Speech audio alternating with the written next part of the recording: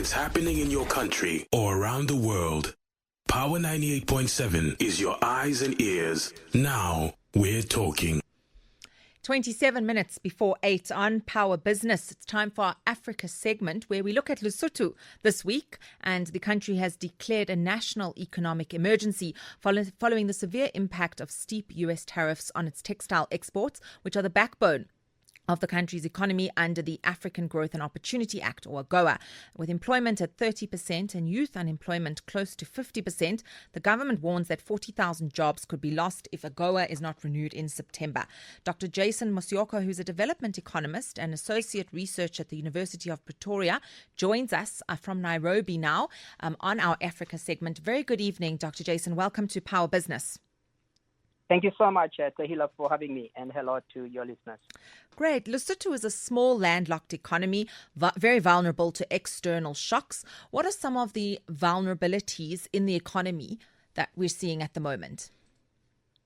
Right. So, firstly, the fact that it is considered as a lower middle income country, so that really explains the level of development that the country is. But also, secondly, as you rightly indicate, it does rely largely on agriculture, the top contributor to GDP being industry, which is largely textile, and these are denims and shoes and clothing and so on. But the textile industry has been particularly a major employer, employing up to about 46,000 labor force. And that has been a little turbulent because it's export driven. Over 80% of the textile and clothing that is produced in Lesotho is exported mainly to the US. So it is obviously vulnerable to external shocks because whatever decisions, whether policy or consumer driven decisions that are made in the US, they also affect. But also, secondly, Tehillah, the country has also, it is a net importer of food, and but even then, it has had a series of up to, I think, about 3 droughts that have faced the country's agricultural sector significantly, really, since 2010 onwards, 2014-15 being one of the worst there is in history. So that's affected now both food security, but also revenue in terms of textile and industry. Those two sectors have been impacted significantly by factors that are not necessarily domestic. A double whammy there, and exporting 75% of its output to the United States, Lesotho. Has there been enough effort to diversify over the last 2 decades? Because 75% of its textile exports to the United States seems like a strong reliance on one country. In fact, one of their policy failures, and they have a national strategic plan that I've worked on or looked at, but the fact that they've not really had much focus on diversification, one, of both their global markets, and secondly, of the sectors themselves. So unfortunately, they remain very linear focused on both. And I have to indicate that in terms of the global demand, they have faced significant competition from Kenya, by the way, and other Asian economies, including Malaysia and others, and Bangladesh, that export to the U.S. as well, where the demand has been largely, the U.S. demand has been serving those economies. So even on an international level, Lesotho has been facing that competition, but locally, there has been also closing down of several factories that relates to issues of wages. I think in 2023 alone, over 20,000 workers in the textile industry were laid off. And unfortunately, those were absorbed to really nowhere in the economy because it was just emerging from COVID-19 and the drought and so on. So to answer your question directly, Tehillah, no, there has been, unfortunately, not sufficient success to diversify, whether in terms of global markets or in terms of sectors' reliance themselves. It's a very difficult position to be in. So currently the 10% baseline tariff is in place, and apparently the 1st of August is the deadline for the new tariffs to come into place. And Lesotho has formed a coalition with other small countries to try and negotiate the tariffs. What are the kinds of success prospects you believe that this will have? It is very difficult at the moment, and I think South Africa is also caught in the crosshairs. You had the Minister of Agriculture and others. So the AGOA, firstly, that expires end of September. There are indications that these are really just the first warnings, firing shots, if one may use those terms, for countries that are under the AGOA program. So the success of these countries is going to be difficult, not least because Trump being and his administration demonstrating a very transactional foreign policy, which is unfortunately also inconsistent.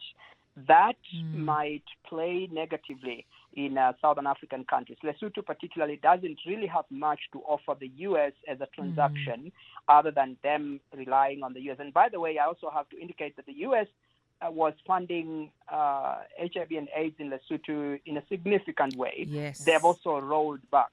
And because Lesotho, as far as the Trump administration, in that kind of transactional foreign policy or trade policy, they really don't have much to offer. I would say, in my assessment, the chances are really minimal. We are probably better off looking at other markets, perhaps BRICS and others, but I don't really see much prospect in both the renewal of AGOA, but also renewing any kinds of agreements that seek to develop countries, particularly Lesotho or those in the global south. So Lesotho in a very difficult position, and they've declared a national state of disaster until 2027. What does this mean in effect for people? So for them, there is a legislative compliance or requirement or threshold where if you make a declaration and there is sufficient criteria or sufficient evidence to demonstrate that it is a natural disaster, then the government can make use or mobilize resources within its own budget to try and cushion. And that is really what they were trying to achieve by declaring this as a state of emergency, as a natural disaster. So it is really to legally or constitutionally unlock government budgetary spending to focus on programs that would look at employing the will. And by the way, this is also coming on the back of, as I said, 2018-19, there was there was an extended drought that reduced production up to 70%. So that was also another natural disaster, and they declared that as a state of emergency or natural disaster. And so there has been a lot of government money that has gone on to the agricultural sector already from that declaration. And then now we have the textile industry itself, which is now the mainstay. So one wonders whether there is any other money left really from government or budget to try and deal with this. It's going to increase its borrowing, unfortunately, and that just it becomes really a cycle of debt. Lesotho has also called on SADC, and of course South Africa, to play a supporting role during what it terms a crisis. How do you foresee countries in SADC supporting Lesotho if they have the capacity? Because countries in SADC are also under their own significant pressures.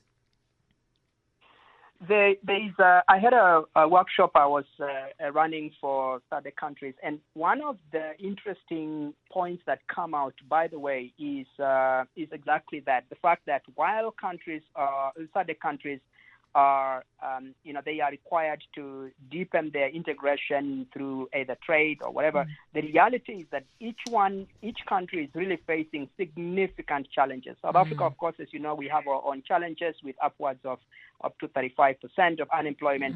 So in terms of really dealing with the social issues, it is very difficult for most SADC countries. So it's not a question of whether they are willing.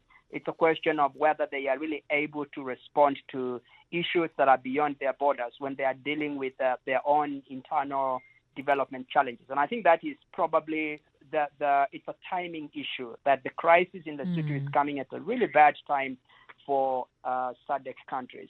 But I do think that they can potentially open up markets. SADC is still deeply integrated because of culture and language and borders and so on. It's one of the most integrated regions in the continent. So there is opportunity for to try and redirect some of the textile exports into the SADC countries.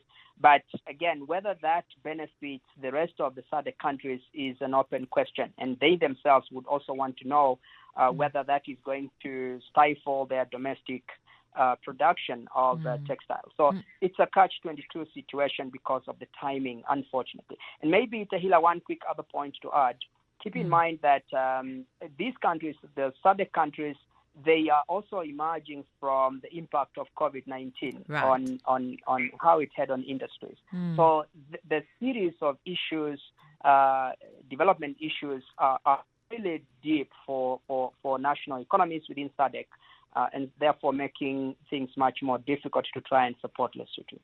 All right, thanks very much. That's Dr. Jason Musyoka, who's a development economist and associate researcher at the University of Pretoria, talking to us about the very difficult situation that Lesotho finds itself in. He was talking to us from Nairobi.